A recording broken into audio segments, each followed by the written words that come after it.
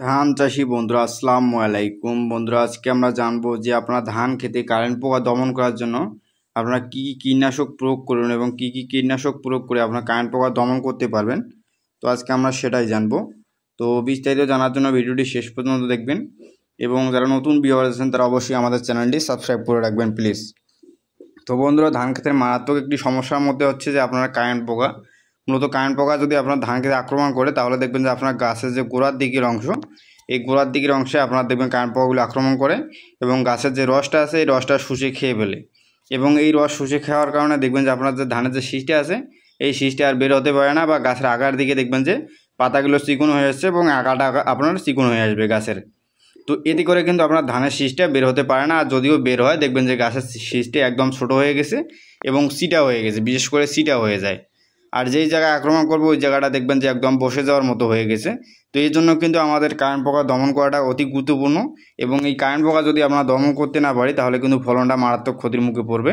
তো এই জন্য আমাদের কারেন্ট পোকা দমন করার জন্য আমরা অনেক কিছু প্রয়োগ করি কিন্তু কাজ হয় না। এখন কথা হচ্ছে যে আপনার কারেন্ট পোকা দমন করার জন্য কোন কীটনাশকগুলো প্রয়োগ করবেন, এটা হচ্ছে মূল বিষয়। এবং যে কীটনাশকগুলোর নাম আমরা বলবো এই কীটনাশকগুলোর যদি যে কোনো একটি আপনারা প্রয়োগ করেন তাহলেই কিন্তু আপনারা কারেন্ট পোকা দমন করতে পারবেন।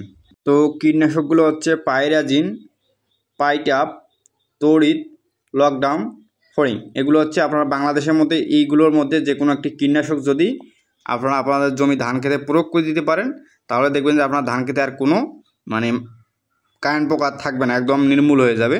এবং স্প্রে করে অবশ্যই নিয়ম মেনে আপনারা স্প্রে করবেন। তো আবারও বলতেছি, বাংলাদেশের মধ্যে যে কীটনাশকগুলো আপনারা প্রয়োগ করবেন কারেন্ট পোকা দমন করার জন্য, এক হচ্ছে পাইরাজিন, পাইটাপ, তড়িৎ, লকডাউন এবং ফড়িং। আর ভারতের কৃষকদের জন্য আচ্ছা এক হচ্ছে গোহান, বিবিএইচ সুপার প্লাস, 3 হচ্ছে হবমার, 4 হচ্ছে দানব। তো এই কীটনাশকগুলো প্রয়োগের মাত্রা হচ্ছে আপনার 0.7 গ্রাম। তো অবশ্যই আপনারা নিয়ম মেপে আপনাদের ধান খেতে প্রয়োগ করবেন এবং প্রয়োগ করার আগে অবশ্যই খেয়াল রাখবেন যে গাছকে আপনাকে ভিজিয়ে দিতে হবে। তার কারণ হচ্ছে এই ওষুধটা যাতে আপনার গাছের গোড়ায় গিয়ে পৌঁছে, তাহলে দেখবেন যে আপনার গাছের গোড়ায় যাওয়া পৌঁছাতে আপনার এই পোকাগুলো খুব তাড়াতাড়ি মারা যাবে। অবশ্যই সকালবেলা বা বিকালবেলা স্প্রে করবেন, তাহলে হবে কি শীতের কারণে ওষুধটা আপনার গাছের গোড়ায় গিয়ে পৌঁছাবে।